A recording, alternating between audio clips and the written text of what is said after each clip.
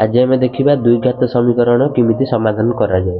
मुझे गोटे क्वेश्चन नहीं x square plus 5x plus 6 equal to 0।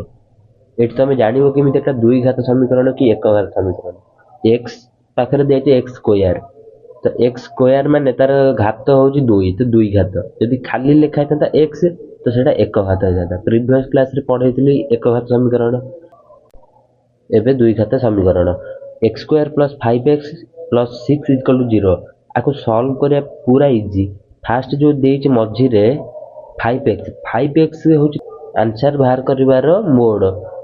से 5x को इमिति संख्या रे भांगिबो जेमति मिसेले 5x होतबो गुणिले 6 होतबो।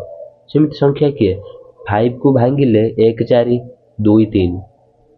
तो मोर पाखरे दीटा ऑप्शन रहउछ। फास्ट ऑप्शन नै गली 3 2 3 2 6 बस सइला आंसर एतिकी। तो मु जेहेतु जानी गली ट्रिकटा कोटा अप्लाई हम तेणु कर लिखिली 5x को भांगी कि x square plus 3x plus 2x plus 6 equal to 0।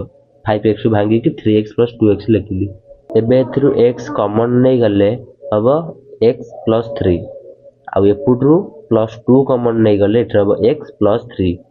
कहीं ना ये आमर 2x रही ता पाखरे 6 रही। तो कॉमन नवा माने कौन से आम डिवाइड करदे, डिवाइड करी एन नहीं आइले 6 रु 2 पड़े आउ 3 मान तादरा हरिदेले आम बास। एबे आमर फाइनल आंसर कौन हम ना x प्लस 3 जेहेतु दी पटर उभर कॉमन अच्छी x प्लस 3 लिखा हे आ बाकी रहा x प्लस 2 x प्लस 3 और x प्लस 2 इजिकल टू 0।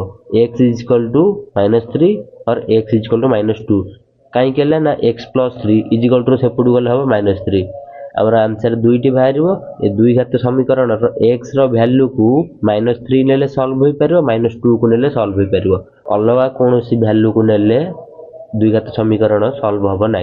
तेणु आमर बाहर गला आंसर दुईटी -3 -2। वीडियो भल लगे लाइक कर, समस्त शेयर कर।